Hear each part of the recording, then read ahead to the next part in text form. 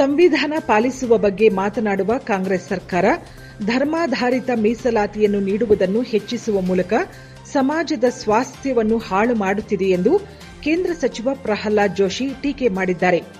ಈ ಕುರಿತಂತೆ ಸಾಮಾಜಿಕ ಜಾಲತಾಣದಲ್ಲಿ ಪೋಸ್ಟ್ ಮಾಡಿ, ಧರ್ಮದ ಮೇಲೆ ನೀಡುವ ಮೀಸಲಾತಿಯನ್ನು ಭಾರತದ ಸಂವಿಧಾನ ನಿಷೇಧಿಸುತ್ತದೆ. ಚುನಾವಣಾ ಲಾಭಕ್ಕಾಗಿ ಕರ್ನಾಟಕದ ಸರ್ಕಾರ ಮೀಸಲಾತಿಯನ್ನು ನೀಡುವ ಮೂಲಕ ತುಷ್ಟೀಕರಣ ರಾಜಕಾರಣ ಮಾಡುತ್ತಿದೆ.